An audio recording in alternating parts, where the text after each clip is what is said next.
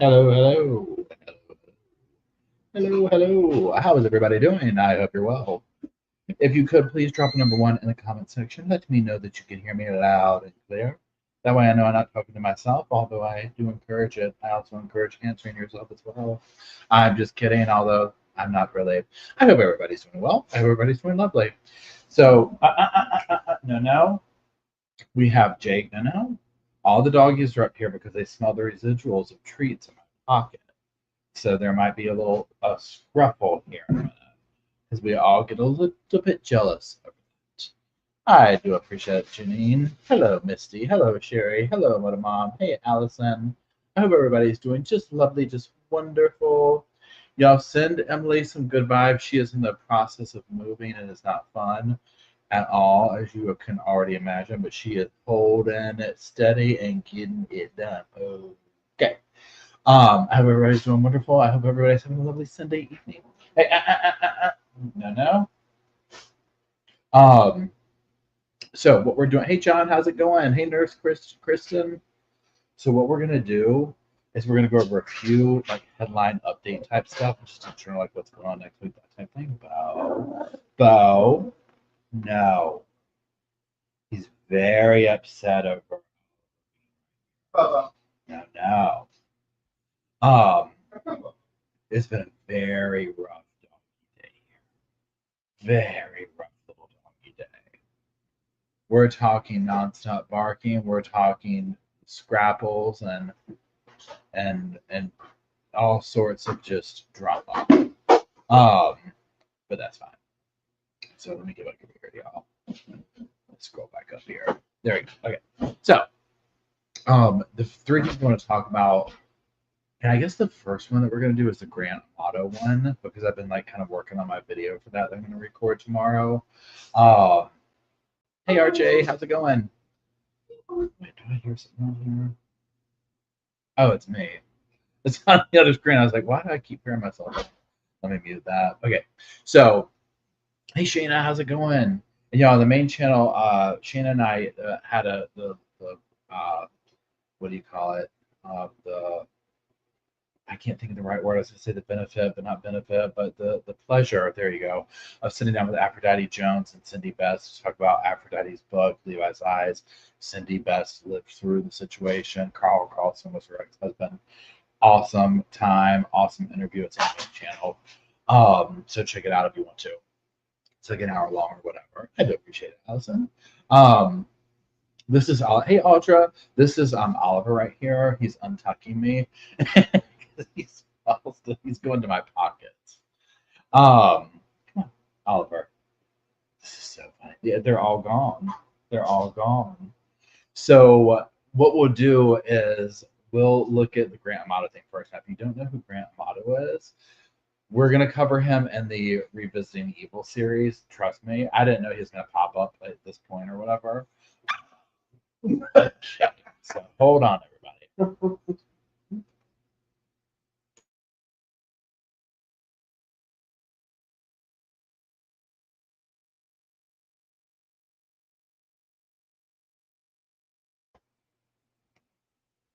Okay, sorry everybody. We're trying to get things. We're trying to avoid. The dogs have all been very at each other's throats today.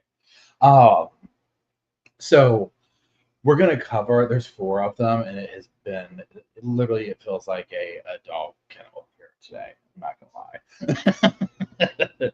It's been nonstop barking, squabbling, you name it. So oh wait, S says Paul, please cover the Monica Simona. I don't have my glasses. The Monica S trial. I know you'll love the project. Okay, I'll check that out. Thanks for the heads up. Um, oh, there's Emily. Hey, Emily, how's it going? So, what we'll do is we're going to cover the Grant Motto thing and the Revisiting Evil, but we'll talk about the case here today. We'll look at a little video thing of it because literally I was just like, how have we arrived here? Right, like with him being back in the headlines with this. I mean, and again, like the reason, the story you're going to hear as to why he's even in the headlines, it does not surprise me with him. Although I'm still surprised nonetheless. But like once I got into it, I'm like, well, of course this is something that Grant would do. I think we're going to always find out this kind of stuff about Grant Amato. Like, this is just like on brand for him is what I'm getting at, right? So also before we look at that, I got my new, if you saw my post today, I got a new merch company for Fourth Wall. These are the cups. I only have my cup. I only put cups up there right now. I'll do stuff as we go. Somebody mentioned stickers. I'll totally do that. So they come in 3 sizes. This is the biggest size. I love it. And then can't run my eyes hard enough. The links are in the description, and I'll add more stuff as we go along. Let me get this right here.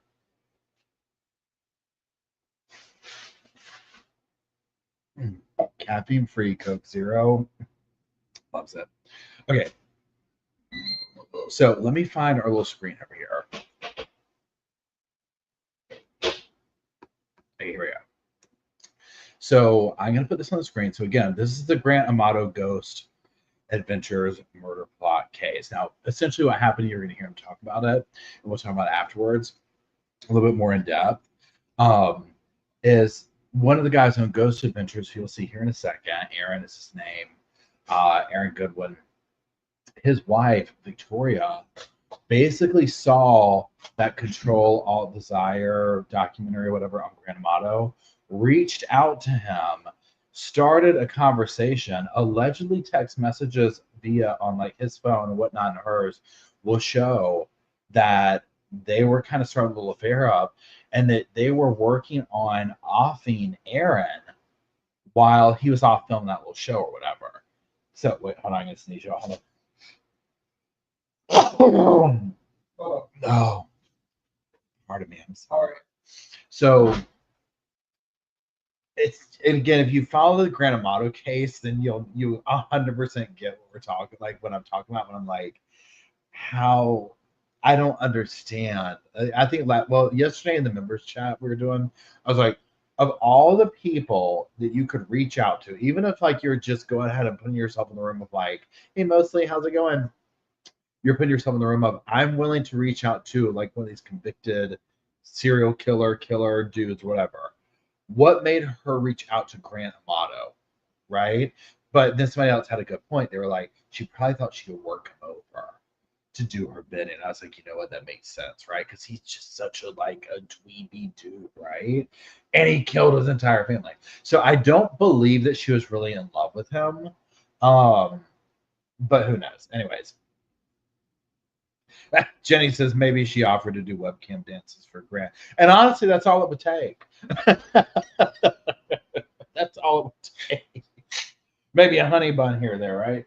But definitely just do some cam stuff. You know, the Share Bear says he's in jail. What did you think he was going to do? I mean, I agree, right? And like when they talk about the number, because I found one article that's like very specific, like the figure, and then this news article what we're about to watch will say it's like 11 grand, and I'm just kind of like, oh, how the other one that I read was like $11,515. I'm like, that's such a specific amount. Oh, I'm barking.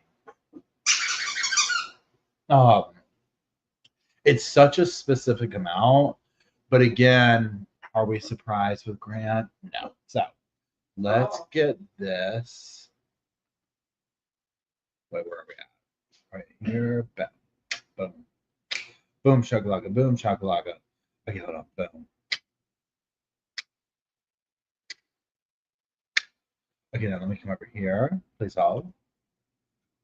We're learning chilling new details about what cops say is a murder-for-hire plot to kill a TV ghostbuster. Victoria Goodwin appeared in court in Las Vegas, charged with attempting to hire a hitman to do away with her husband. Honestly, it felt like this black mass just hit me. Aaron Goodwin and his team investigate haunted houses on the Discovery Plus TV show Ghost Adventures. I'm scared to walk forward. I'm scared to go up the steps.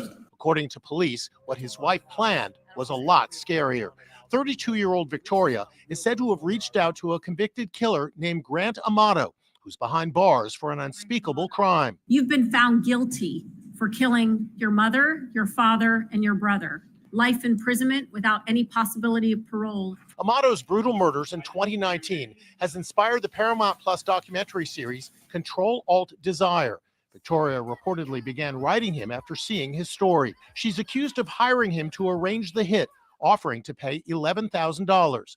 I'm so anxious. Am I a bad person because I choose to end his existence, not divorce? She allegedly texted. According to court papers, Amato arranged for a buddy to carry out the hit on Aaron Goodwin while he was filming Ghost Adventures in Barstow, California. He's asleep right now in the hotel room, Amato texted the alleged hitman. Can I get an update? Was it done? Court papers say Victoria also texted a photo of her husband and details of his schedule. No actual attempt to kill Aaron Goodwin took place. When his wife was arrested, she tried to explain the text to police by saying she was just fantasizing. It's cool. You got to check it out. It's awesome. So many cool things to see. Everything appeared normal when they vacationed in Hawaii in December. Friends say he is blindsided by the allegations. Victoria Goodwin has pleaded not guilty to charges of soliciting and conspiring to commit murder.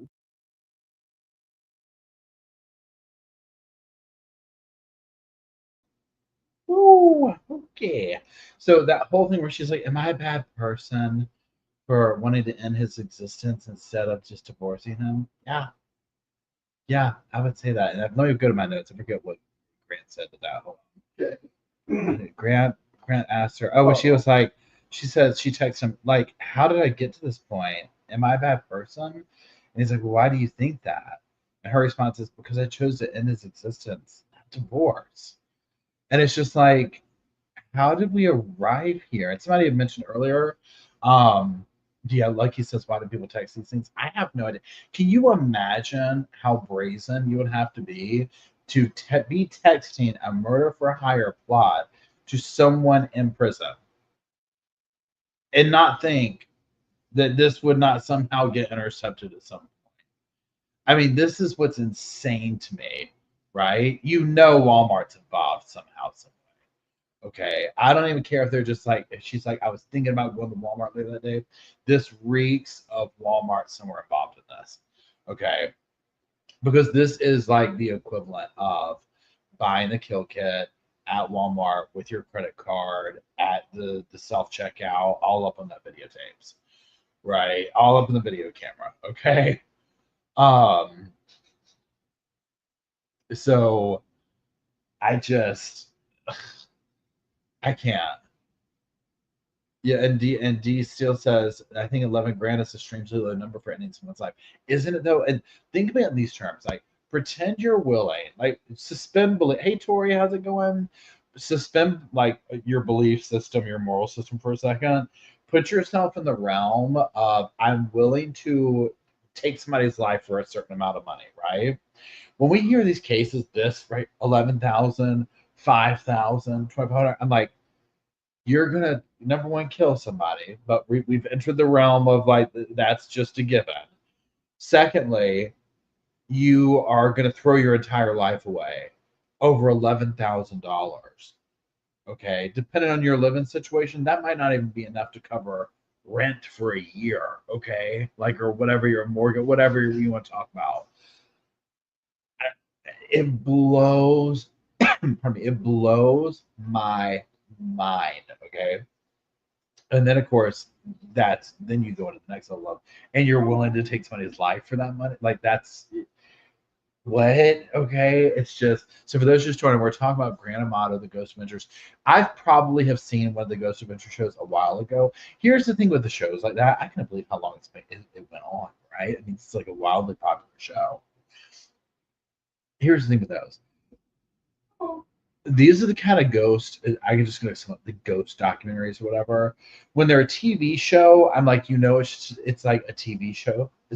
They're gonna do stuff, because if it was legit, you know what I'm saying? But like the ones they used to do on Discovery Channel would be like 1 hour episodes of almost like a haunting at this house or this. They used to have one on Animal Planet where it would like somehow incorporate animals. And the whole thing of like, and it would usually go something like this.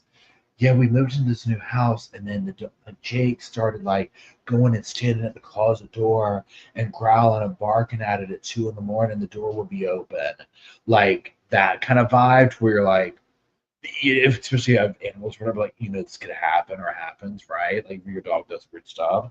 Just like that thing we were watching with Russell Williams, where he was like, I was in the basement and her cat was down there, and he saw me, was like meowing and meowing and meowing, I'm gonna leave, and then she came down and saw me in there, like that kind of stuff, right? But it's a ghost or something. So yeah. Hold on, Dominique says I listened to a whole podcast on this called The Kill List. Oh, was it good, Dominique? Are you talking about this right here, this particular Grant Amato situation? Now, let me go back over to my notes. I haven't finished doing my notes for you. Okay, so then here's the thing. So Grant, so October 2nd is when like a lot of these text messages went down of like the am I a bad person, but whatever. So the next day, whoever this hitman is that Grant has, he's like hitting the dude up, like talking about, look, Aaron's off filming. I'll call him, I'll distract him, I'll do something, you know, and then you do the deed or whatever. He's supposed to be like, he's sleeping in his hotel room right now, this, that, and the other. So then the Grant's like texting this dude, you know, hey, what's going on? I need an update. Did you do it? Was it done? All this stuff. And it's like, whatever. Now, somebody help me out here because I haven't finished going on the rabbit hole on it. And tell me if y'all know. The vibe that I got, because this is one of my first questions. Y'all tell me what you think. I was like this. I was like, how does he have a cell phone enough to be doing these text messages, right? And then I was like, well, and then when they said they confiscated his phone that day, and then a while later went through it. Hold on. So Dominique says, yes, they found a list on the internet, people trying to get people hit, and the reporters were trying. Oh, that's so scary. So, hey, Sandy, how's it going? This is Jake is the white dog, and this one, can you see him? This, very growly. This is Bo. Bo has been a bully to the big dogs today. Bo is only 7 months old. And Bo has caused several squabbles today because he's trying to be alpha. He's in his teenage years right now. And he has turned the house upside down today, haven't you? Come on. He wants to go get tucked in his little thing. See these little beds right here like this? They like to go burrow into the little thing. It's so cute. So I'm guessing that my thought process is Grant either had a phone illegally or that little pad thing that you get or whatever. And so they took his phone, they went through it later. So then in March is when they like start going down the rabbit hole of like arresting her, right? And she, of course, tries to play it off and whatnot, talking about, you know, you heard the thing. So yeah, she's like, I think on $100,000 bond, and of course they go tell Aaron he's blindsided by it. Can you imagine? Remember that? Y'all help me out with her name here. Oh, so Anna asked, how do I tell the Yorkies apart? So Bo and Luke, if you were, first of all, Luke is bigger, and he has longer tail, and he's like lighter in the top part of his head and whatnot. Bo's smaller. Usually Luke is barking, so that's usually how you're able to tell. Luke is barking, and this one's quiet. This one, though, Bo has turned the house. They've both been just in a mood today. And so is this one. They've all been like kind of just tired of each other. So we took the two boys and like just wrote. It's been like very rainy here today. So we took the two boys and just like the two puppies, Bo and Luke, and left these two at home, and then took them out, just rode around and like, you know, looked at, you know, just whatever, got coffee and drove around the truck. Thank you. Jenny already knew how I was talking about Dahlia. Okay, so remember that, if y'all remember the case, Jenny just commented, let me put it up here.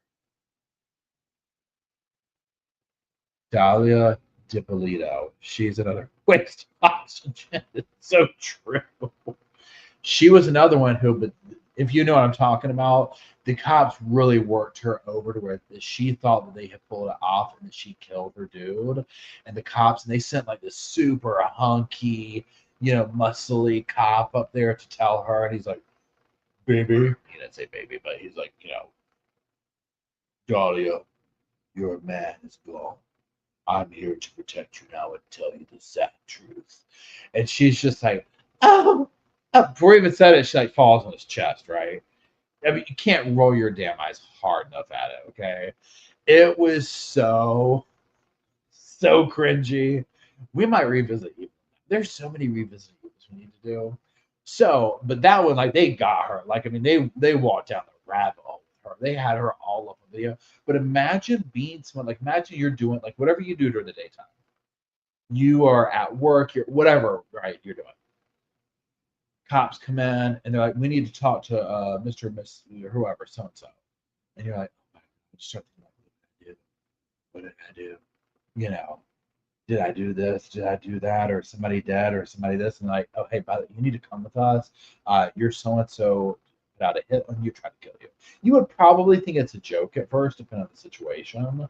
Like, you at first you would probably be like, is this like one of those like telegrams? Like, or like, are they gonna start taking their clothes out? Are these like stripper cops? You know what I'm saying? Depending on what they look like, I guess. Yeah, you'd be like, what, are they gonna start singing or taking their clothes off? Like, what are y'all talking about? Like, it would take a minute for it to set in of like, my who tried to do what? You know what I'm saying? So I can't imagine. So when this dude Aaron got that, I was like, you know, what do you do? What do you say? Because again, it's so, well, obviously she wanted money, right? I mean, please. Oh, thanks, Star, for the super sticker. I appreciate it. She obviously wanted money. You stripper cops. Are y'all real cops? You stripper cops. Again, depends on what they look like, I guess. You know what I mean? Because you might be like, whoever sent you is getting ripped off. Y'all, you just keep it all alone. Good Lord. Just go ahead and arrest me instead. Leave your clothes on and just arrest me. Good Lord. Dahlia went out and had a baby while she was out waiting for. That's right. I forgot about that, Brenda. That is the most selfish thing I've ever heard. Can you imagine? I forgot about that. Yeah, we're gonna have to rewatch that with her stuff on Revisiting People.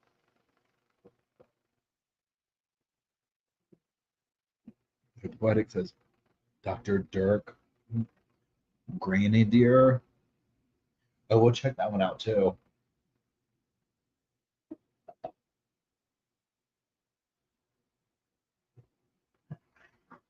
Yeah, Quiz says I pay $14K a year for rent. Getting paid $11K would allow me 4 months off work.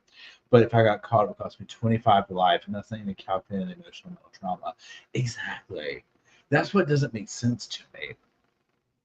You know what I'm saying? Where I'm like, why are they willing to? But I guess they think they'll get away with it.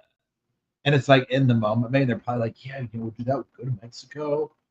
You're wherever they're thinking they're going to run off to, like out of the country. Let's say that we're across the something to Mexico. Yeah, that we'll do that. Nobody get us for what, right? Well, they got what's her name? What was that? The bicycle killer. Remember her and the little unbeknownst triangle love affair where she killed the woman. Your mama says, why do people think murder is easier to deal with? Hard name. Thanks, Louisa. I appreciate it. I don't know, but it's crazy. Jenny says when she was first learning to drive, she hit a cat. It's been 30 years, and every now and then I remember it. It's horrible, right? I mean, that's the thing. I can't imagine. Well, there is this thing here, and I don't know what this was. You also on TikTok. And I want to say it was here, and I cannot remember her name now. Y'all tell me if you know what I'm talking about. And it was this family who they killed this little girl. This one woman killed this little girl. It's like 20 years ago. And basically she's now coming out, and maybe she like low-key accidentally confessed. And it sounds like maybe it was a hit and run. Does this sound familiar? It's here. I feel like it's almost 100% sure it's in North Carolina. I almost want to say Greensboro.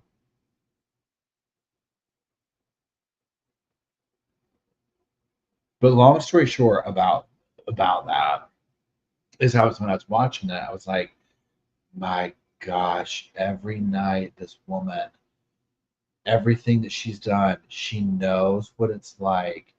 And I think it was a hit and run or whatever. She knows what it's like to have heard that poor little girl hit her car, whatever happened, rolled under the car, whatever she did with the body, whatever her family did, right? Like she knows what that's like, and she's gone through life with that in her head and was able to just like chug right along, right? It's absolute insanity. Is that the Asha wrote that? Asha agree that sounds familiar. Hold on. Please hold your call is important to me. Thank you for listening. Asha. Yep, that's her, Asha. Yep, Asha. Shelby, North Carolina. Okay, yep, not far away. Bless her little heart. And God knows for her family. Yeah, warrants. So February 21st, warrants say suspect allegedly admitted to killing Dr. Can you imagine? Thanks, Julie. I appreciate the super sticker.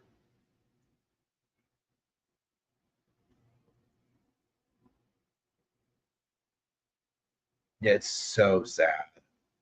Oh, are we trying to burrow? Oh, whoops, are we trying to burrow? See, Dad, you're sucking up.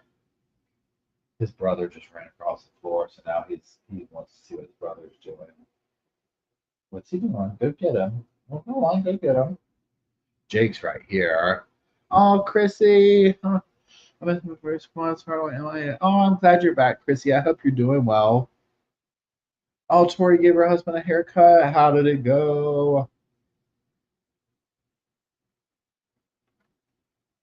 That is so good. Okay, so there's grandma. Okay, now what's the next one? Let me get see which one. Boys, are we being nice or are we being mean to each other? There we go. Let's do this one next. So we're gonna do the missing student in the Dominican Republic. Hold on. Boys. Luke. Luke. There we go. Hold on. Luke, are you being nice?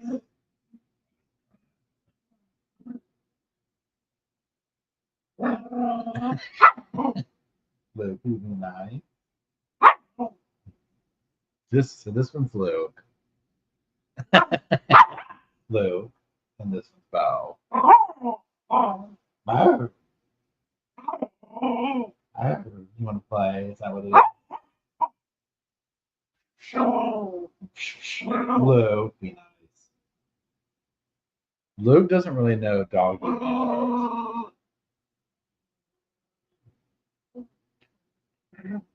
Oh yeah, they're very spicy today. I'm talking very spicy today.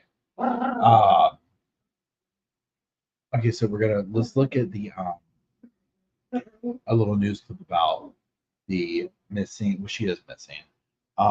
Sudishka, I think that's how you say her name. Jake. Hold on. That's all.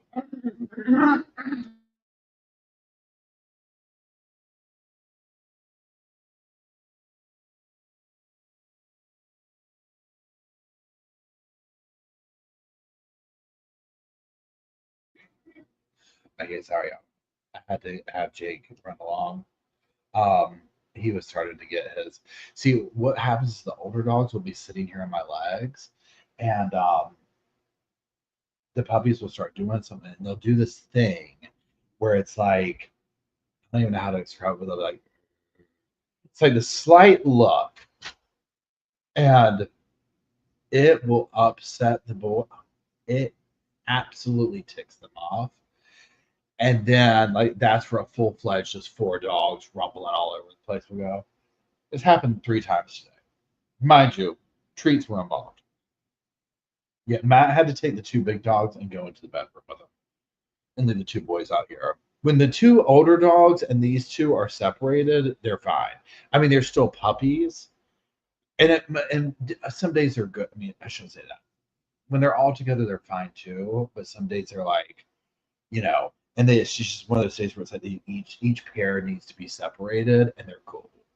And today's just a day where it's like, oh my gosh, they're all competing for alpha status or something, and I'm like, dudes, damn, we're gonna finish Russell Williams Tuesday night, so stay tuned. We'll finish it then. Okay, so let me go find this other screen here. One thing I'm curious to talk to y'all about is we're gonna watch this, like what y'all think happened here, because I've seen both sides where people think that it is what he's saying, like she was swept out to sea. And other people are saying, no, it's like the other Natalia Holloway. So I'm curious what y'all think of this. Please hold 1 second.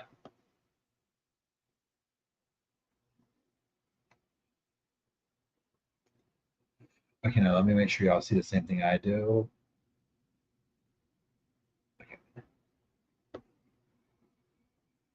The last person to see a missing college student from Loudoun County is telling police what he remembers about the minutes leading up to her disappearance. His name is Joshua Reeb. The young man said a big wave swept him and Sudiksha Konanki into the sea, but he helped her get back to the shore. The new details were revealed in the transcript of the interview Dominican Republic investigators conducted with Reeb Wednesday. Northern Virginia Bureau Chief Julie Carey joins us now in the studio with more on what he had to say to investigators. Julie? Well, first of all, the Loudoun County Sheriff's Office has called that 22-year-old senior from St. Cloud State University a person of interest, but the Dominican Republic authorities, they are not using that term. The detectives from Loudoun County also did what they call an extensive interview with him yesterday. No details from that yet, but it is the transcript from the session with Dominican authorities that's providing new information about this spring break mystery. A photo obtained exclusively by NBC News of the interview with Joshua Reeb. He's the last person known to have been with 20-year-old University of Pittsburgh student Sudiksha Konanki. He says he and a friend introduced themselves to Konanki and her girlfriends at a bar where the group drank pink tequila shots, then went to the beach in the early morning hours. He said two of Konanki's friends sat on beach chairs, but he says he and Konanki waded into the ocean, telling investigators, quote, "We were in waist-deep water, talking and kissing a little. Next, he said, a big wave came and hit us both, and with the rising water, it swept us out to sea." The investigator asking, "What happened next?" "As soon as we were able to surface, we tried to call for help, but there was no one there," said the young man. Reeb says he then used his lifeguard training to get them both back to shore, adding, "I swallowed a lot of water. I could have lost consciousness several times. When I finally reached the ground on the beach, I pulled her in front of me. She wasn't out of the water as it was up to our knees. She was walking at an angle in the water. The last time I saw her, I asked if she was okay. I didn't hear her answer because I started vomiting all the seawater I'd swallowed." Reeb told investigators after becoming ill, he looked around, didn't see Konanki, and assumed she'd left the beach. He fell asleep there and didn't return to his room until 9:30 that morning. The investigator asking, "How did you find out the girl disappeared?" The witness replied, "My friend asked me if I knew where the girl was. I told him I thought she'd gone to her room, and he told me she never returned." On the advice of his attorney, Reeb declined to answer a number of questions, including what he thought about Konanki's disappearance.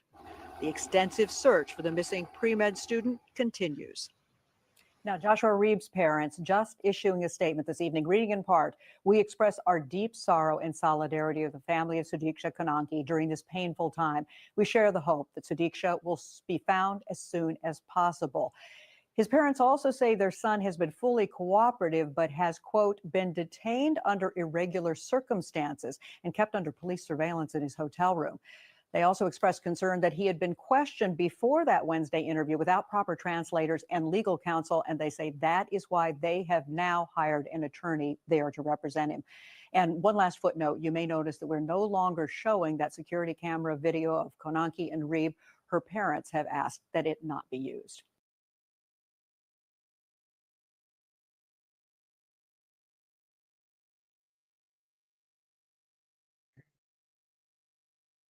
And thanks, hear me out.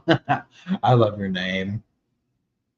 Okay, so here's the thing. I saw another thing too, where a dude who works at, like, who lives in the island or works there, that kind of thing, he basically was like, yeah, if she was out in the water, she would have washed back up to shore. Like, he was saying something about how the tides are, something like that. To where he was basically saying that he thought that she was buried in the sand. That's what it was. That was the whole reasoning of he was showing like how the sand is and how easy it is to like whatever. And like in a 30-minute amount of time, he dug like some massive hole. This dude did to kind of show an example of like, this is what I did 30 minutes. Imagine what you could do in a couple hours, type thing. And so he was like, I think she's buried. It's odd. Now, one of my first thoughts I was having, but then I stopped myself and like, Paul, they're young kids, they're on spring break, and they're drinking. Because I was like, you couldn't give me good money to walk into the ocean at nighttime. Okay, I'm scared of it during the daytime at this point, right? Let alone at like 3 in the morning, right? But this is coming. I'm 47 years old myself, right? Like been there, done that. So,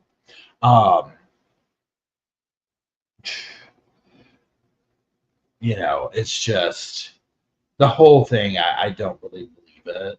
I think it's weird that her friends didn't do anything or like didn't cut like whatever. They had some of her items. It seemed like things like, why would you take this? Other things. I don't know. And then I guess too, like, so when he was talking about the part where he was like, okay, pretend this, like, let's just like get out this little rabbit hole for a second. Pretend that he was like, Tori says, I've been stung by a jellyfish and chased by a shark and almost drowned. I'm all good as far as going. Oh, Lord, for real. Yeah, just the shark alone, absolutely no thank you.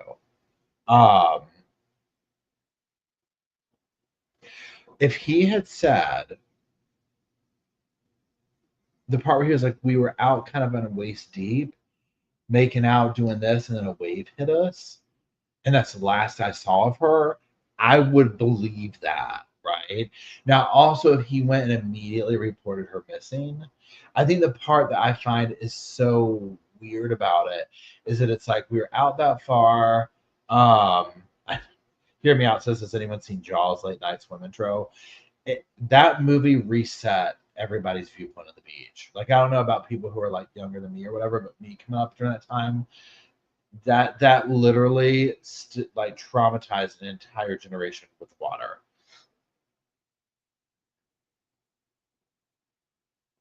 So yeah, Sub says he didn't call the cops either. That part where it was like, oh, I just went back up and I was throwing up and I didn't hear her. Now again, that dynamic of like, oh, I was freaked out, I was this or that, but there was other people involved. I mean, I don't know. The whole thing seems so weird to me. So I don't know if he did something and then, but then again, I guess to me, I'm like, well, where could he? Because I guess too, hey, Dread, my whole thing would have been like, what if you took somebody's body out, like something happened, you took them out to the water some, but I guess they would come back, right, with the stuff or whatever. But then it's just like Natalia Holloway, look at that. So I think more and more truth will come out when we hear from her friends, from any potential witnesses. I mean, the only beaches I've ever been to is Florida, North Carolina, obviously, maybe South Carolina. That's it. Like, I don't know what a beach is like in Maine or California or Texas, like places like I don't know what other beaches are like, or like the Pacific, like Oregon, California. That, like, I have no idea what that's like. I would love to. The text says, I've been so drunk by Joe Zero. Yeah, insane. That's where I was like, okay, I can't sit here and say, like, oh my God, why would they get in the water? Like, I'm like, okay, Paul, no. Like, I can understand that part from that perspective, even though from here, like my vantage point now, it freaks me out. Like, especially at nighttime, but I'm just like, again, they're young, they're kids, they're doing whatever. So yeah. The upper keys would be nice, Kristen.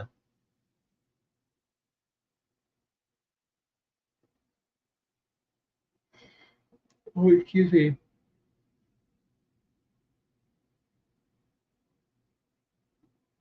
I think that the beaches, like in Florida and North Carolina, but especially Florida, like the real blue, they're beautiful. I'd love to see the beaches like up in Maine and whatnot. So I hope they find what happens. I hope they, obviously if they can find her. Obviously right now it's not looking good. So, I'm God bless her parents. I can't fathom. It's the thing that I'm sure every parent tells their kids when they're running off spring break. This is what can happen. You need to be careful. And just like kids being kids or young people being young people, we all thought we were so invisible then. And I'll be okay, Mom. I'll be okay, Dad. Blah, blah, blah, blah, blah, whatever. And then here you are. It's not to blame her for anything. It's like you're not expecting this. Like you're out having fun.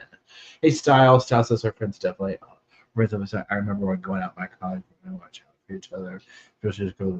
Yeah, it seems like her friends. There is a complete breakdown in the situation. Oh, and Emily says Saugatuck, Michigan. I'm definitely going to get up there. Yeah, culinary brings a good thing. I feel like the adrenaline from seeing someone taken to sea would sober me up. I would not sit down and pass out. And here's the thing too. So imagine you are drunk and doing stuff, and you're like out halfway in the water. You're making out. You're doing whatever. A wave knocks you down. Oh my gosh! Let me get you. I'm pulling you back up. Here, you okay? And then you can't hear. And then you start throwing up all this water, and you don't hear him again. So you just go sit on a chair and like pass out. And I'm like, but that was like that should be an alarm going off.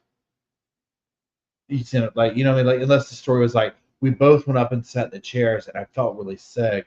And she was like, look, I'm going to go find my friends. I've got to go. And I asked her to stay. And I told her, I can't get up right now. I'm drunk. Sit here with me. I'm barking. And she was like, no. And she just left.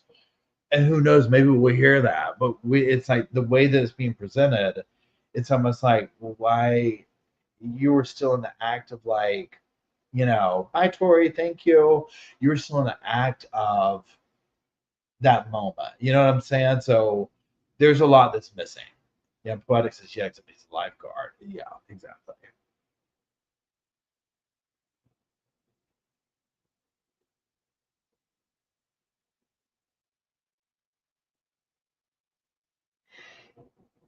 Oh, excuse me.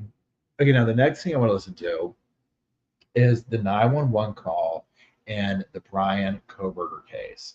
So if you following that, so that's one of these cases that I follow from behind the scenes, if you will, because it's so divisive online. It's so much speculation. It's before trial, so it's like nobody knows, right? But they've been releasing more and more information, especially with this new judge. It's like, look, all this secretiveness got to go, right? Wait, hold on. Chrissy says, and thank you, Chrissy, for the super chat.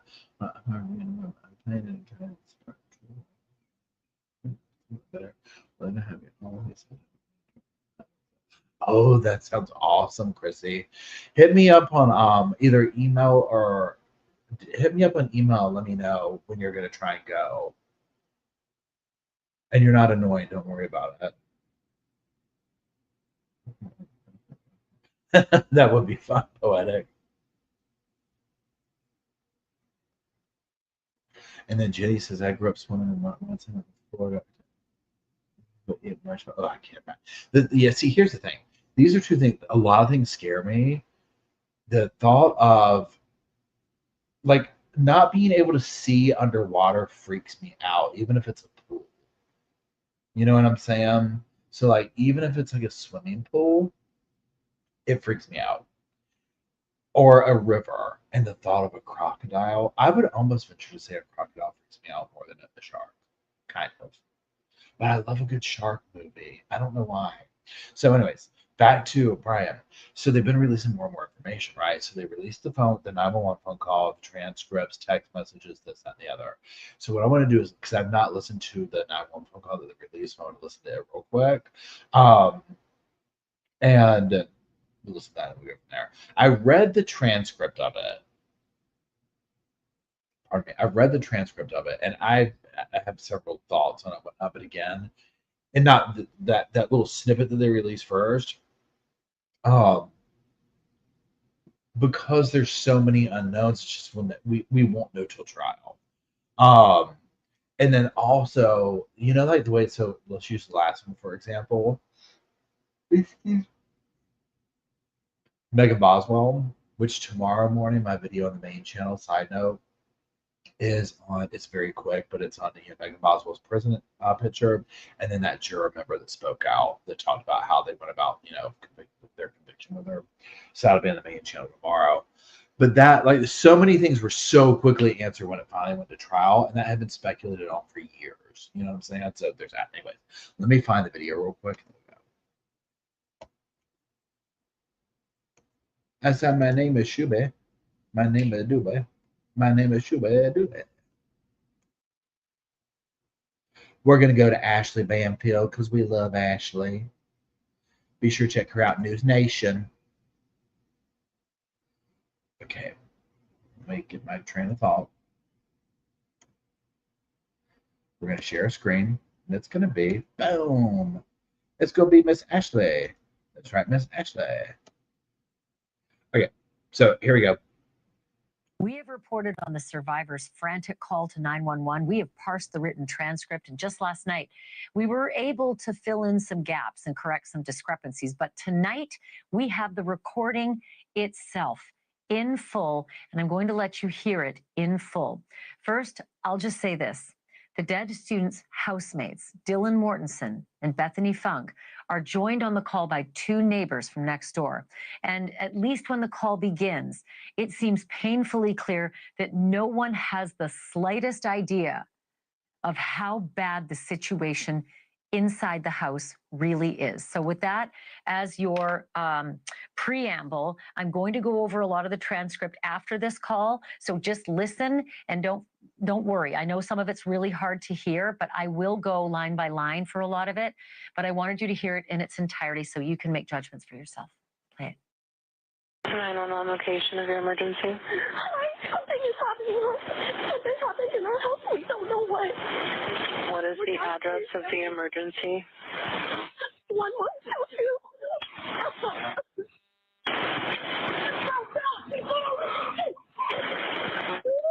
What is the rest of the address? Oh, Kings Road. Okay. And is that a house or an apartment? It's a house. Can you repeat the address to make sure that I have it right? I'll talk to you guys. We live at the White, so we're next to them. I need someone to repeat the address for verification. The address, 1122 King Road. And what's the phone number that you're calling from? What's your phone number?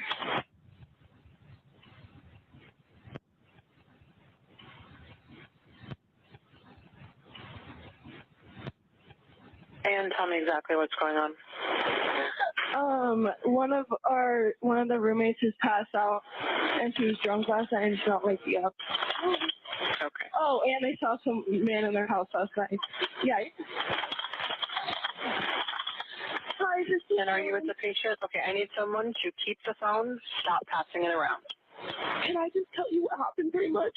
What is going on currently? Is someone passed out right now? I don't really know, but pretty much at 4 a.m. Okay, I need to know what's going on right now if someone is passed out. Can you find that out? Yeah, I'll come. Come on, but we gotta go check. But we have to.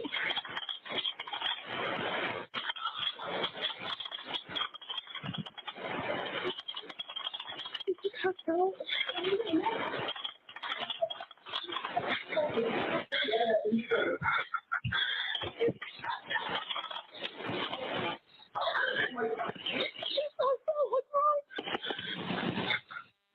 She's not waking up. Okay, one moment. I'm getting help started that way. Okay, thank you.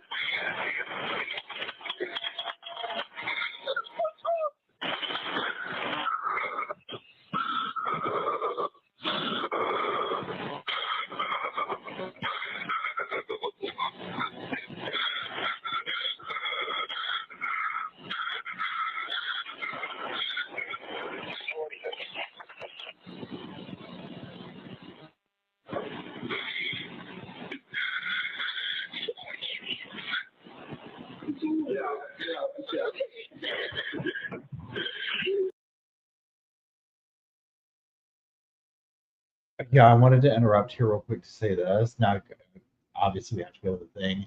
And yes, Wyatt, that's what I'm thinking too. The part where we get here now with the guy saying, get out, let's get out. I feel like he has seen and put together what happened.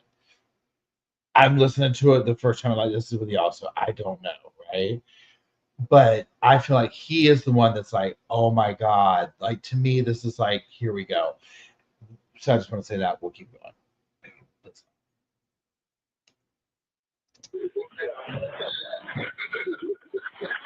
Okay, and how old is she? She's 20.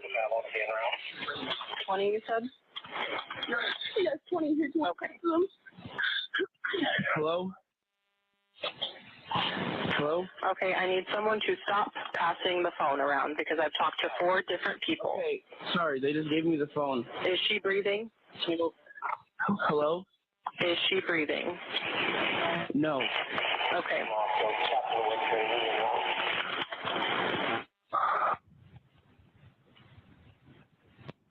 You need to talk to them, okay? I can't talk to them. They need you to talk to them. Hello. Okay. I have already sent the ambulance and law enforcement. Stay on the line. If there is a defibrillator available, send someone to get it now and tell me when you have it. Say that again? There's a police here right now. Okay. If there is a defibrillator available, send someone to get it now and tell me when you have it. We don't have one. I think yes. Do you have a defibrillator? Yes, you have one. Are you talking to the officer? Yes. Okay, I'm going to let you go since he's there with you and can help you. Okay. Thanks for watching. Go to joinnn.com. Where'd y'all go? Hold on.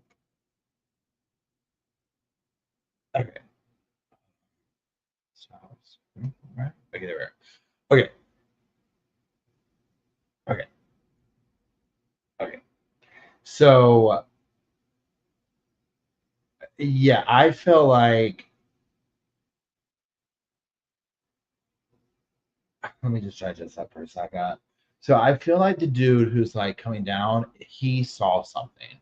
Like, he was the one that saw whatever, right? Now, again, I have followed this behind the scenes, so I've not followed this, minute by minute, all that kind of stuff, right?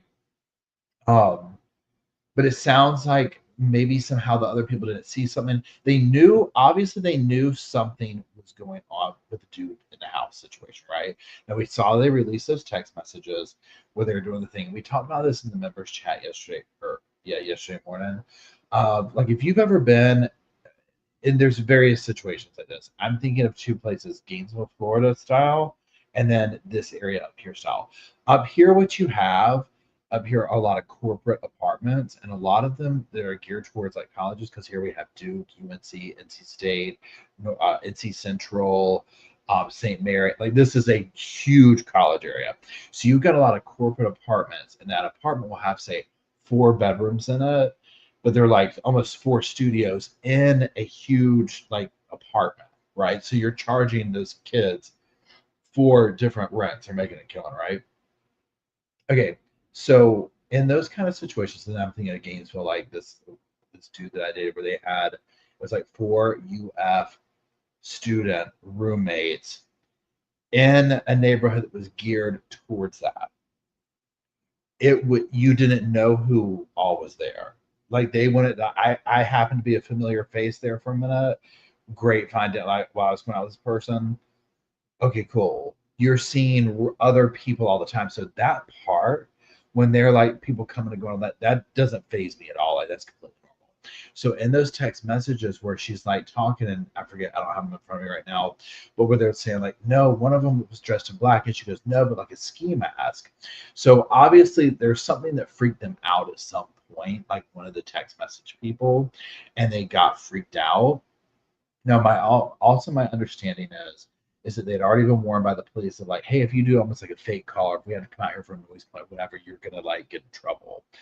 Also, they're college kids. I'm assuming there's probably weed, maybe underage drinking, depending on who's in the house or what's going on, that type of stuff, right? So, and then also just being young, and then also just like none of us are like, thinking that we're gonna be killed. So something with that takes place with the text messaging. I don't know. And for whatever reason, nothing is done in the evening time they go to sleep. But maybe it could be like, oh, we're just gonna pretend like let's just pass out, whatever. And then they get up, and then nobody's waking up or whatever. But to me, the way I interpret it, it sounds like the male voice is like, get out, get out, get out. He is the one who maybe actually made the discovery of, oh, there's blood, like there's a lot of blood. And I'm assuming from the way the scene is described that you would go into shock. Like, I don't know how I would react if I walked into the apartment and it was covered in blood and there's a body on the floor.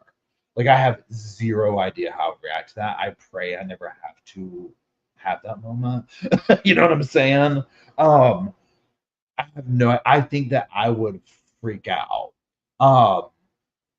So yeah, hearing that, yeah, I would scream and cry. Yeah, I think I'd completely freak out like that too in that. So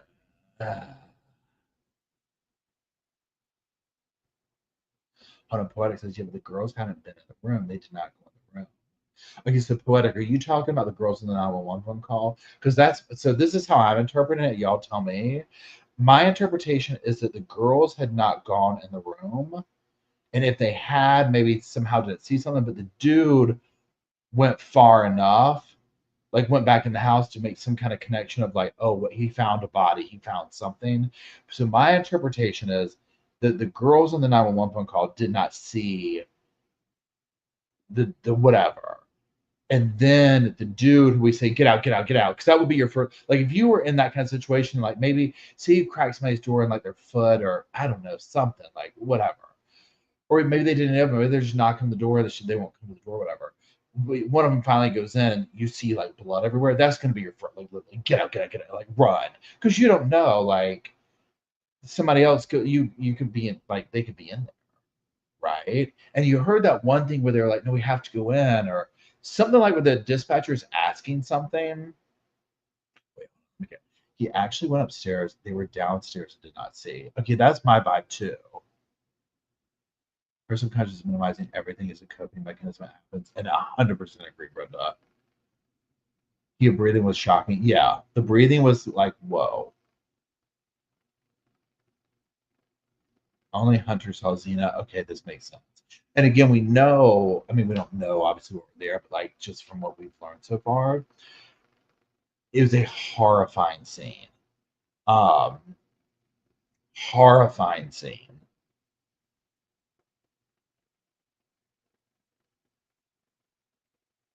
Yeah, and Matt brings up an excellent point. There's so many variables in this issue we won't know. 100%. Again, it's like, because I mean, I see people, and here's the thing, it's like, I mean, obviously, people like to speculate, people like to whatever. I mean, it is what it is, right? I mean, we kind of sit here and figure this stuff out. Not figure it out, but like we like to try and figure it out. And then, like I said, like when you go to trial, very quickly, a lot of the speculation stuff just gets answered right away. Because to me, too, I'm like, I need to hear, I'm assuming these kids are going to be in the witness stand. I'm assuming they're going to be in the witness stand. And so these questions that everybody has, like, well, why didn't they do this? Or why didn't they do that? Or why didn't they do this? Will quickly be answered. And they might not like the answers. It could be literally as simple as, and I'm talking about right now, specifically thinking the overnight thing where people are like, well, why didn't they call 911 when they saw the ski mask dude or the this or the that, or they were freaked out or something. And for that, I mean, again, or like here's the other thing. People are speculating, why didn't people hear, what did they hear? Didn't they hear this brutal murder? Blah, blah, blah, blah, blah. Once they put them on the stand, I think we'll get the answers to that. Yeah, Dominique says, I think he's worth somebody might still be in the house. I would have been.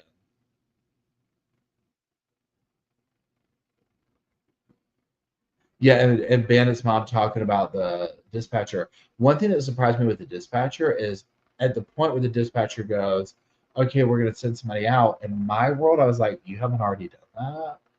Like, you know what I mean? Like, I figured they would have. RJB, I do not know if the crime scene photos have been released. I do not think they have. I also am like, oh my God, I can't believe they tore the house down.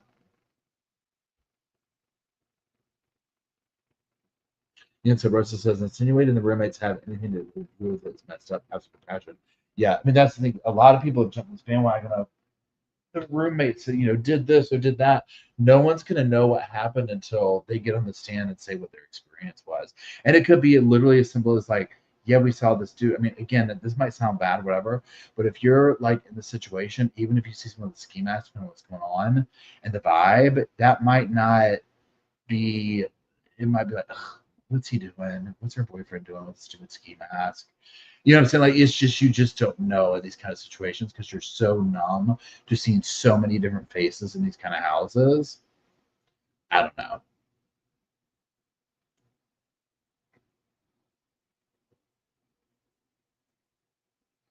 Pardon me.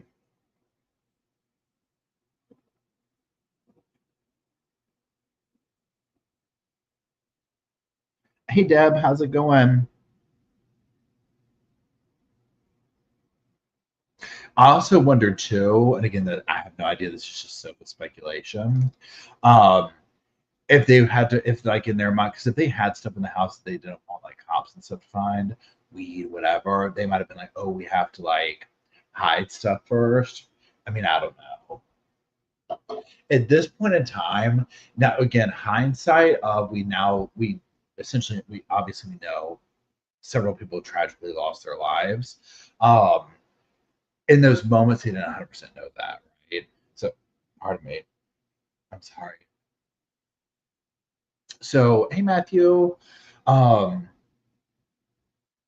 So at this point, they've had these years to sit here, and this is like simmering.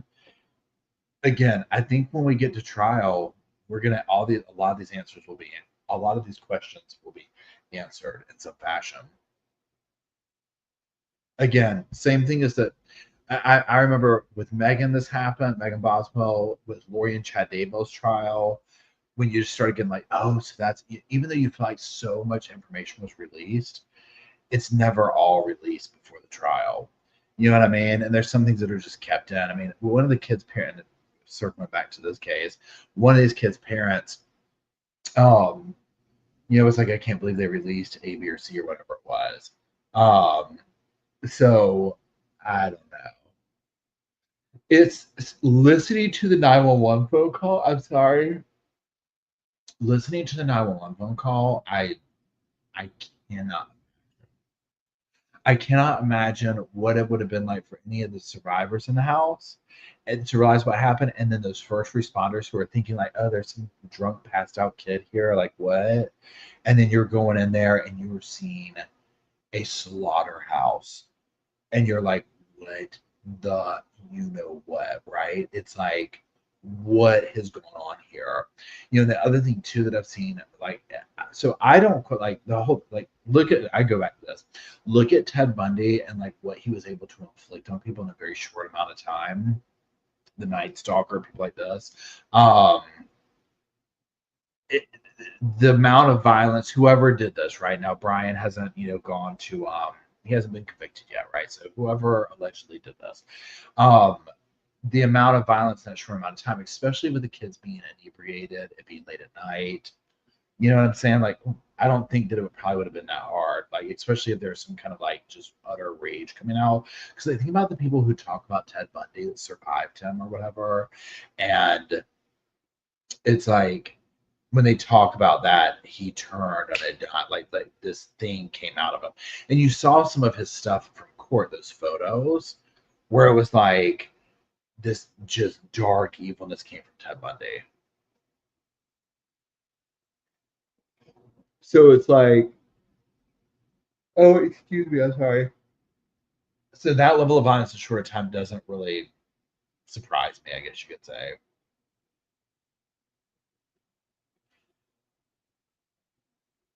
Now, the other thing, I don't want to put, I think we looked at it in the member chat, but the other thing that came out that I've looked at recently was the Delphi video, the full video being released. That one's just heartbreaking. Oh my God. It's so disturbing because it's like you're hearing them talk on there, and obviously we know the outcome of it. You know what I'm saying? And just to see, I mean, granted, it's just a little bit longer than what they, released originally with it Down the Hill.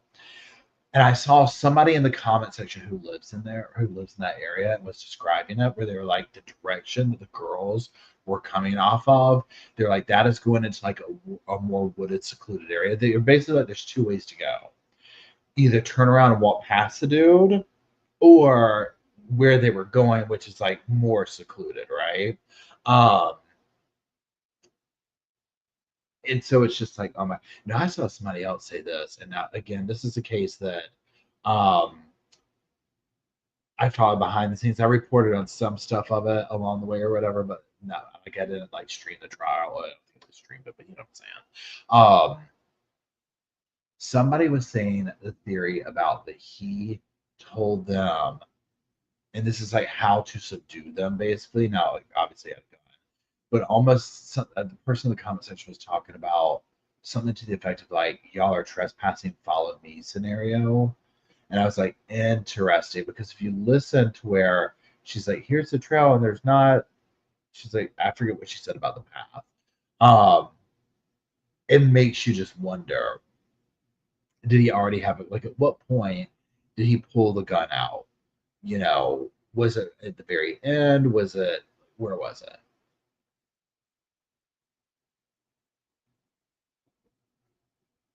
Definitely was not streamed. Okay, thank you.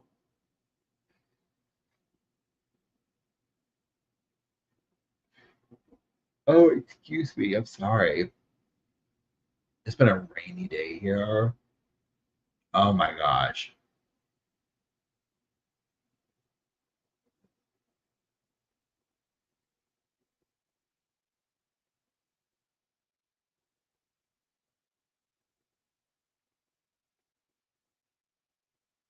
I'm just catching up the comments here. Strict laws up to the judge. Okay. Gotcha.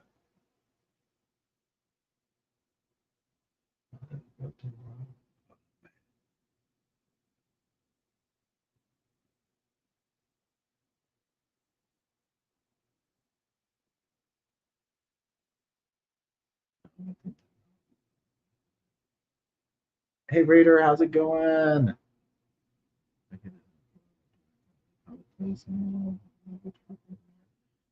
I hear you, Jay. I hear you. So this week, this is what's going on on the channel. So Tuesday night, we're gonna revisit the revisiting evil. We're gonna finish up with Russell Williams' interrogation. We got halfway through it the other day. So we're going to finish that, and then we'll see which one comes on Thursday. Tomorrow's video, like I said, is a Megapaw as well. And I'm going to record a couple of things tomorrow. I did another installation of Visions of Glory. I'm having a hard time finishing that book. So yeah. And Lynette says, Paul, you look so cozy. I know, right? It is fun to sit. Like, I mean, to me, it is kind of like we are sitting all in the same room chatting, right? This is super cozy. Yeah, old Patch Head. Where's the dog? I don't know about. I'm not sure, Sandy.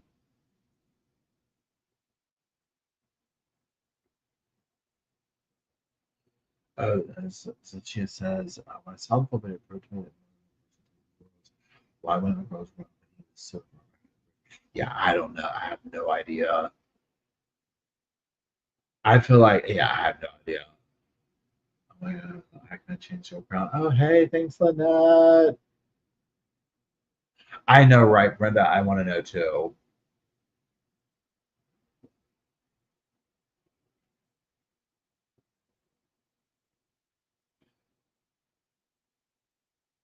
Oh, Culinary says there's a popular book that was written about Russell, but I'm afraid to read it. I bet it. Oh my god, for real. Jenny says I'm on top of my sofa, warm cat on my lap, top of a weighted blanket. Oh, weighted blankets are so nice. Oh, thanks for the gifted memberships, Jay. Lynette's a queen now.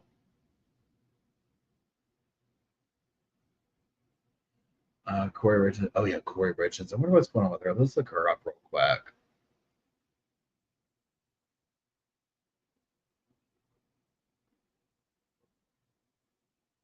Yeah, the dogs are, well, Luke is, so you can't see, but he's right here sleeping. You can see. There's Bo. You can kind of see him.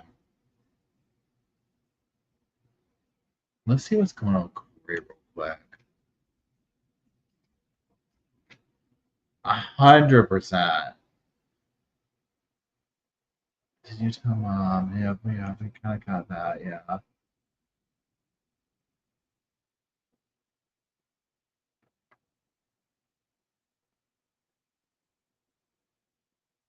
So I'm seeing dispute over walk the dog letter, suppressing evidence. That was a month ago. So this one was from 4 hours ago.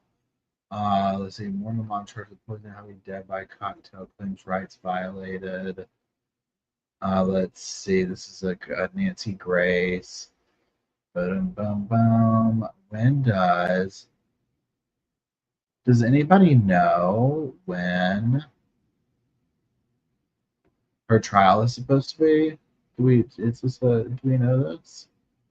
Hey Amy, how's it going?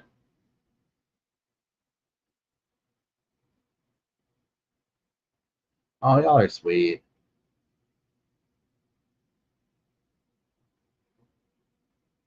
Yeah, Brenda says I think Corey's mom helped her. Well, her mom did that same stuff too.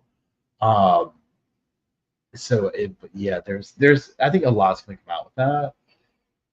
And I can't wait to see that trial because I think that she's gonna be one that makes it like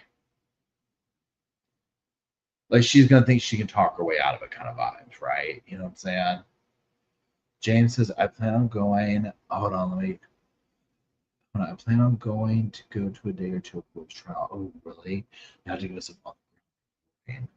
Now let me do this. When is Corey Richens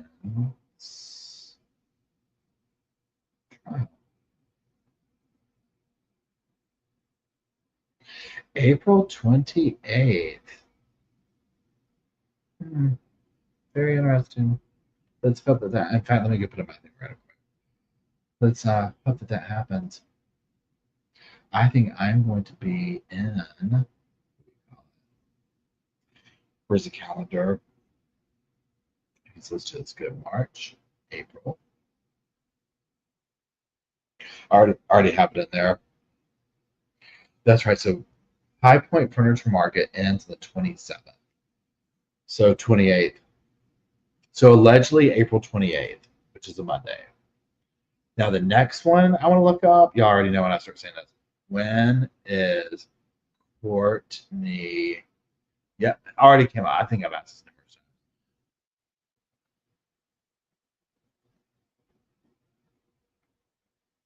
Let's see here.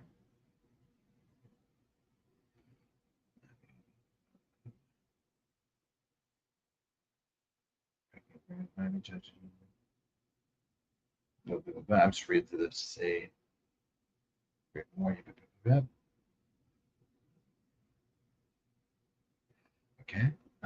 Yep. Okay. Yep. All right. Yep. So we don't know when she's going to try. Anybody? Clenny, Courtney Clenny. I'm not seeing anything, but she's had more drama in her trial. Surprise!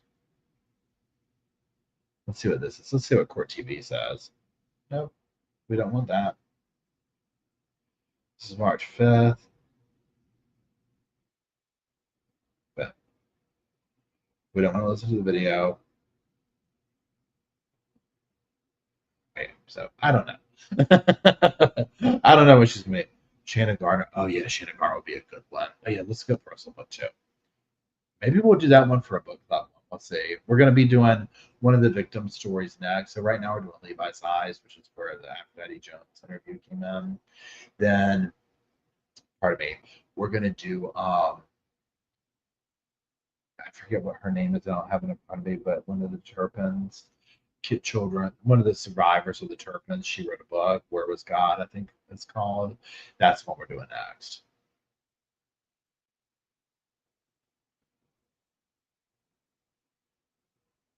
Yeah, I love weighted blankets. book is called A New Kind of Monster. Let's look it up.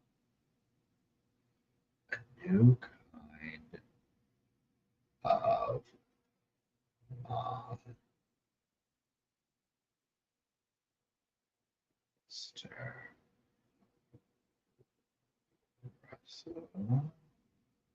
A new kind of mustard, a new kind of mustard, a new kind of monster, the secret life and chilling crimes of Colonel Russell Williams.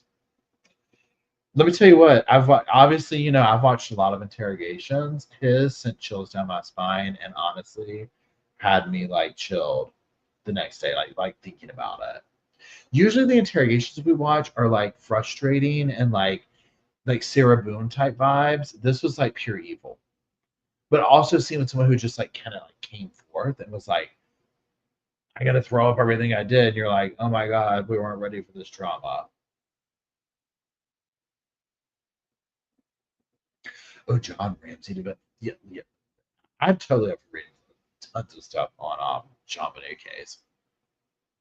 I would love to know what John Ramsey has to say. But wasn't his book more like less about that and more, I don't know if this is the right word, but like about faith or like overcoming, like not so much like a whodunit. And I think the Ramseys both wrote a book about it, but I think he has this one by himself, right? Oh yeah, thank you. Yeah, Derek's dad fell and broke his hip, and he's doing better, but as better as you can be with that. You know what I'm saying?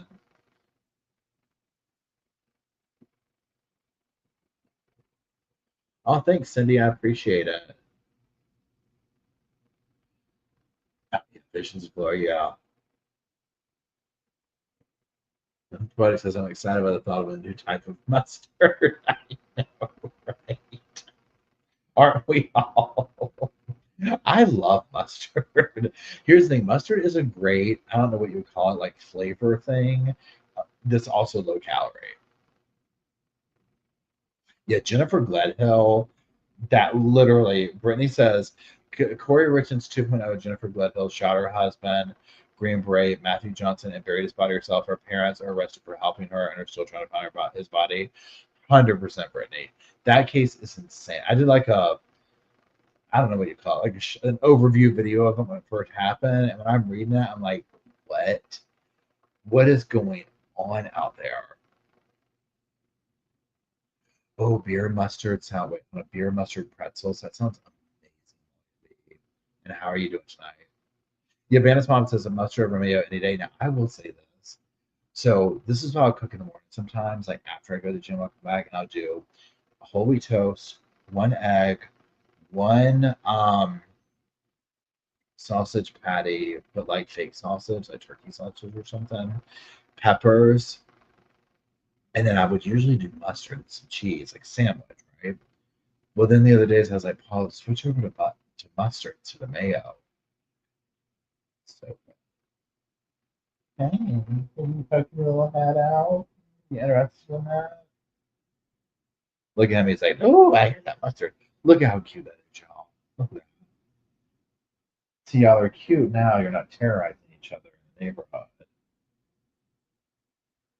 Y'all have been pretty all up in it today. Honestly, you should be ashamed of yourself.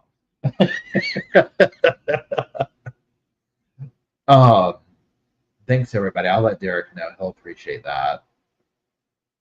Ooh, poisonous mushrooms lady in April. You heard the woman with the poisonous birthday cake killed herself. So I got my mug. Oh, that's awesome, Summer. Thank you. Yeah, for those just joining, I started working with Fourth Wall merch instead of Teespring. Teespring is horrible. Horrible. They went downhill fast, okay? And I'm talking like bad off. So I got rid of the store over there and then started working at Fourth Wall. So I've just put up the mugs right now. These are the biggest ones, the 20 ounces one. I don't know if I can ever go back to a coffee mug smaller than this. Right. So on the backs, it has this, right? It has the logo. This one says, I can't roll my eyes hard enough. And this one says, my credentials, the sofa, and my sass. And then there's another one that just has the things on it. And yeah, the outro, thank good call talks. Yeah, the outro, they should have taken that out about Teespring, but I'll double check. The B-Day cake woman killed herself. Yeah, the giant mugs. Oh my God. I mean, it's like you just like the handle on it. So, right. And the little carrot thing that I have, I can do 2 of them in here. Right. And it's amazing.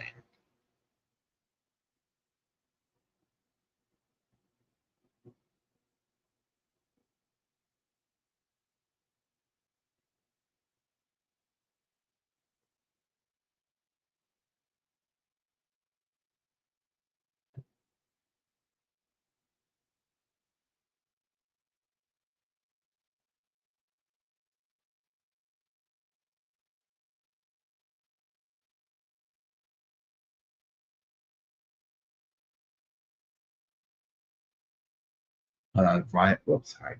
Why it says, is Russell the Canadian guy? Yes. Yeah, perfect must size Helen. Yeah, 100%. Hello again, Emily. How are you? Oh, I bet, yeah. Oh, I bet shipping to Australia is insane expensive. Yeah, how's this lady that poisoned her family in Brazil with a cake, took her life? That one was crazy. She sounded like she terrorized that family for years.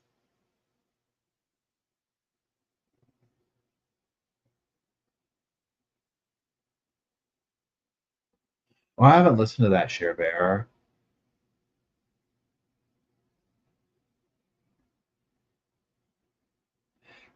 Deirdre says BTK is another match I would like to do. Oh yeah.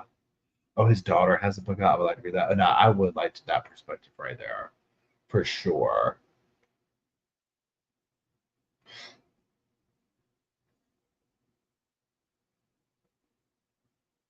Yeah, Summer. I'll get the sweatshirts and T-shirts made. Emily, the poisonous birthday cake lady in Brazil, she did. I did a video on it. I don't know how far back it was, and I feel like the title of it is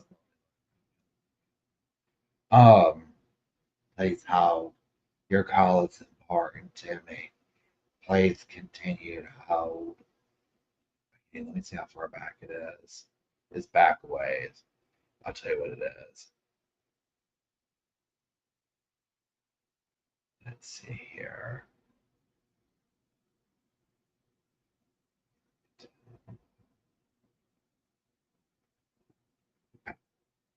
Okay, so 2 months ago, I put major twist in cake case. It wasn't the person who baked the cake. So yeah, like when it first happens, that was 2 months ago. That's the name of it. If you like go back and search it, it's from January 15th is when it was published. And then let's see how far back this one goes.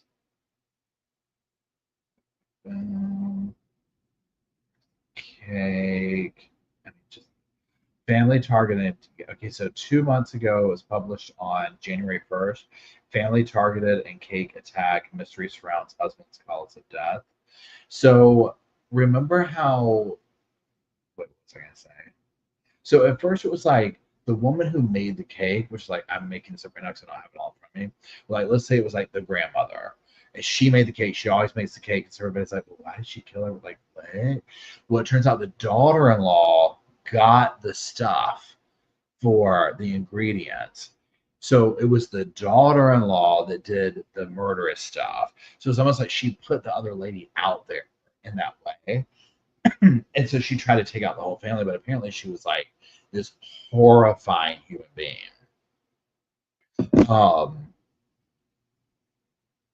She sounded horrible.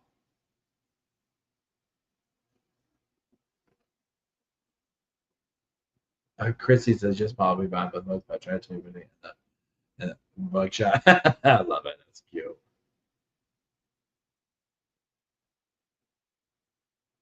Oh, happy face.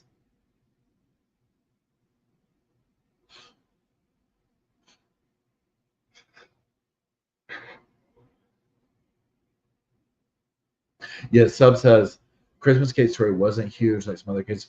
Yeah, and I thought honestly, some of these cases it surprised me so much that they aren't bigger than they are like that. I figured. Now I don't know about if in Brazil it was huge or whatever.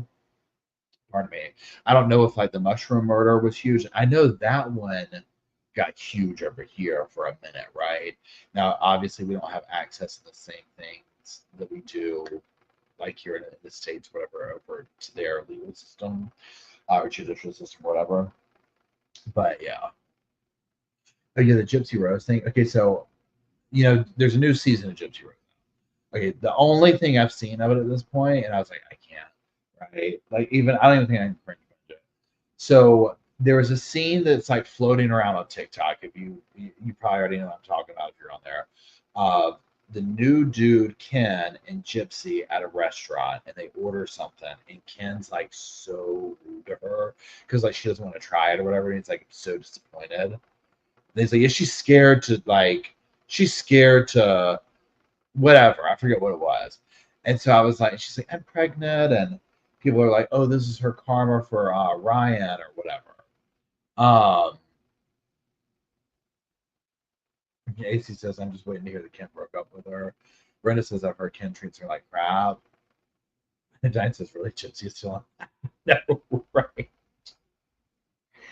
Like, regardless, so a lot of people are like, oh my God, I hate her. She killed her mom. A lot of people are like, I'm just sick of her. Like, regardless, whatever your feelings are on her, like in that way, it is kind of like she's still keeping this going, right?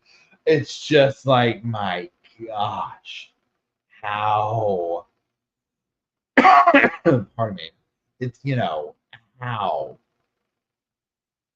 And I don't know if she'll have in the third season. I was making a joke in the member chat yesterday morning about I think each season's going to have to be a new man, right? So it's like, yeah, Brenda, when he tries to make her eat octopus, it's like she doesn't like trying anything new. She's scared of it or whatever, It's just, yeah, I was gonna try and watch it, but when I saw that, I was like, I can do this. The first season was like, well, obviously, you got to take my money, right? I'm curious. And at this point, I just started losing interest in that, where I was like, this just is feeling, okay, after like they broke up and she got pregnant, the major things. At this point, I'm just like, it is what it is, right? This is what she does for a living. Okay, whatever. Until something major happens, it's just kind of whatever. And if it was even like a good train wreck, I don't even see here's the thing, and I mean it sounds terrible. I don't think it's like a good train wreck. Holly says I'm not missing anything. Brenda says I can't watch it. I can't think about what I've seen clips. Yeah, so that's like probably, and yeah, especially Holly, if you're saying like we're not missing anything. That's the part where I'm kind of like, there's some stuff where I get enough of what I need to see, like on TikTok or something, or Instagram Reels, and it's like, okay, there you go. So it's just that from start to because like when you look back at the history of it, of where obviously when she was, hey Lauren, thanks for the membership gifts, when she was like under control of her mother, and all the horrible things that were being done, all these surgeries, it's just wild to look at the trajectory, and now she's has a kid, and excuse me. Well, let's see. Oh, Jenny says if you're a teacher, Peacock offers a discounted rate for a year. That's pretty cool. Wyatt says there's documentation on it. I think still she could tell, but it's not like she closed training. Yeah, no, I get that. When Gypsy training again, she was just on 60. No, she was not. Leslie, are you serious? What was she on 60 Minutes Australia for? Like an interview? Hey, Black Widow, happy Patty's Day, or happy Patty's weekend. Woo woo. God, lots of stretch.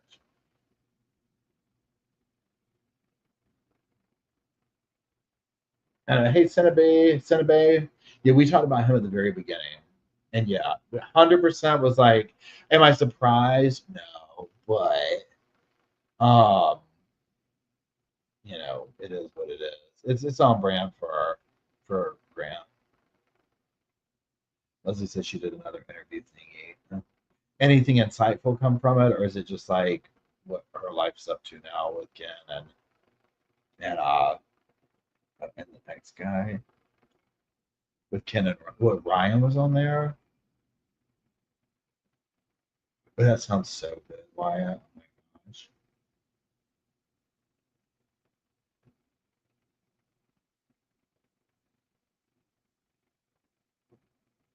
60 Minutes Australia is good, right? It is good.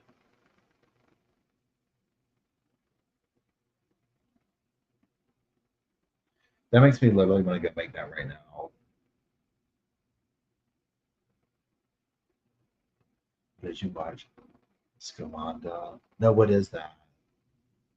Why does that sound? Did we talk about that the other day?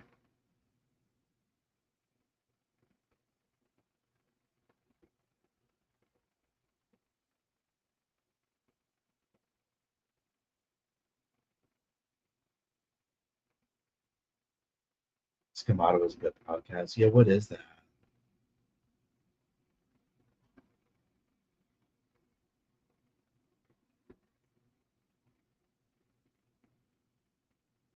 Fake cancer. Oh, that sounds so familiar. I think I know what you're talking about. Let me look it up.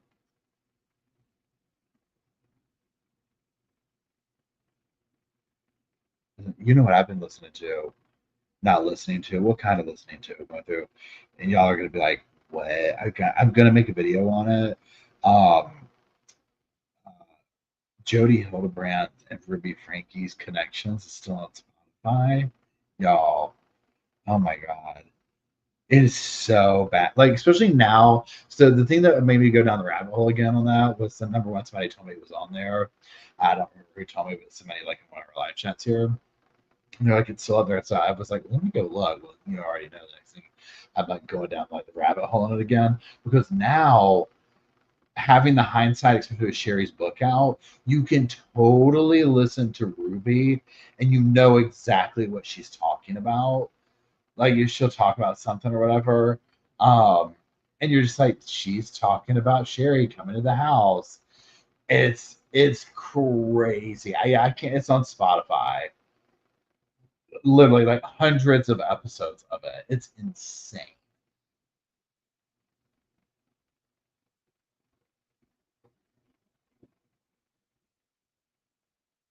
So let me look this up again. Okay, so we're gonna. Oh my gosh, you guys, sorry.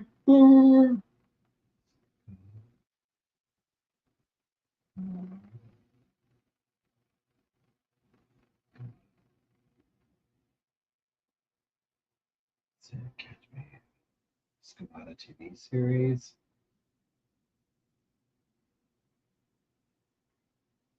Let's go to overview. Wife, mother, and blogger Amanda Riley's tragic cancer token updates on the Romer's perfect. I think I have y'all. She looks so familiar.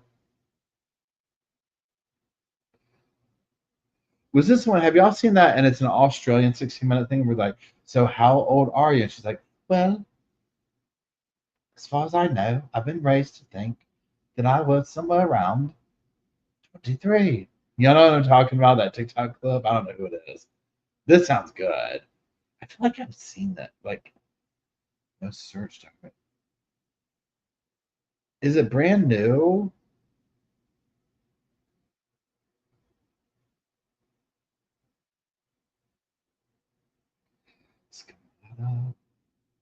Where are y'all watching it on? Belle Gibson, Paul, is that her? So we're talking about the same person. So Belle Gibson is Belle Gibson's Kamada?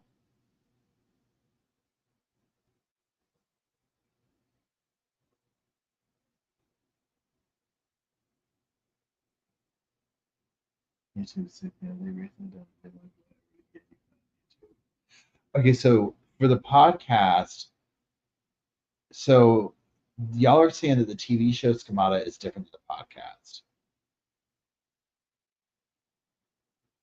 Bella Gibson is a different person. Okay. But you know what I'm talking about with the Bella Gibson one, right? Where she's like, well, I've been raised. I'm trying, that's my mixture of an English slash Australian accent.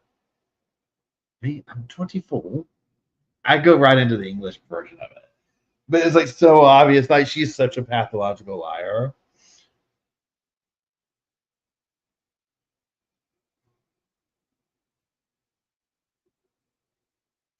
Okay, they worked in the TV docuseries. Who is Belle Gibson, by the way?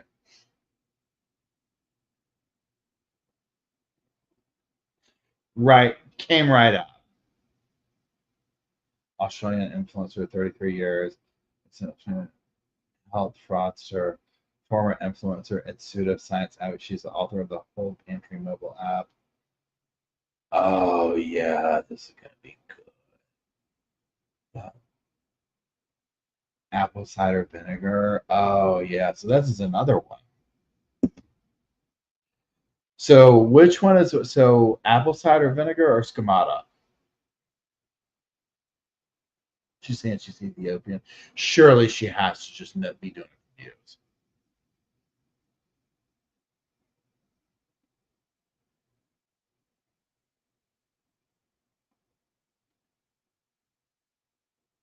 So now let's do this real quick.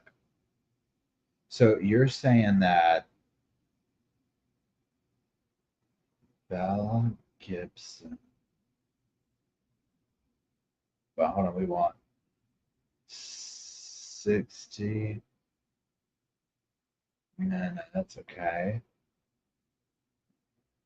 Now this is confronting 60 Minutes Australia. This was 6 years ago.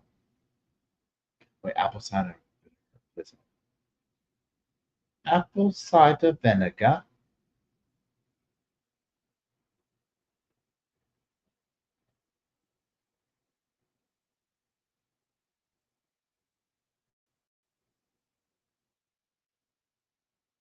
Oh, but it's like a fictionalized version. Okay, so now let's do this. Let's go. Okay, so here we're getting serious up in here. Okay, this is investigative discovery journalism stuff up in here now. I'm doing YouTube searches. Okay. Okay, let's see here. We are at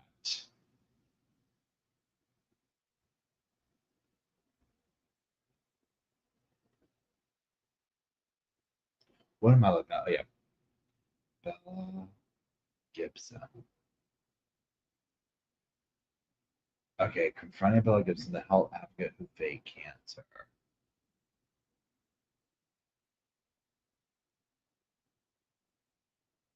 Oh yeah. Okay, we're gonna do save to watch later. So okay, so I should do a reaction video to this. Hold on. Maybe I need some apple cider vinegar.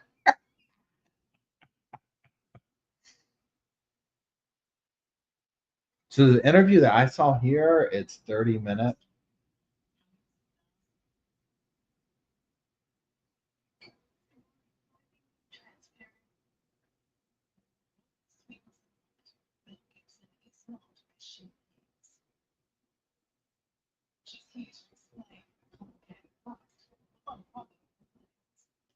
Oh yeah, this is gonna be good. Body language 3 years ago, behavior panel. Oh yeah, oh yeah, oh yeah, oh yeah. Kendall Ray, social media, star fakes cancer, fraudulent story. Oh yeah, oh yeah. 3 weeks ago, then and now. Oh my gosh, this is so cringy, y'all. I absolutely love it. Absolutely love this. It's like such a good distraction, you know what I'm saying? Yeah, Belle Gibson. Oh, good night, Chrissy. It was good seeing you. Oh,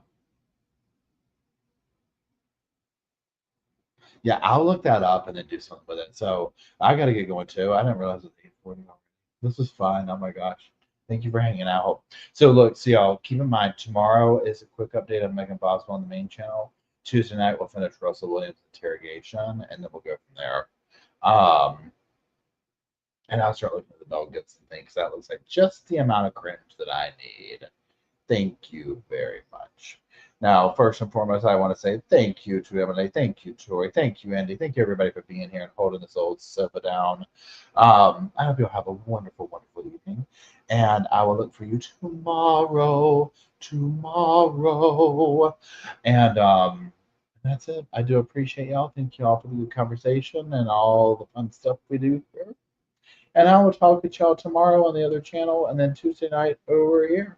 Y'all have a good one. Thank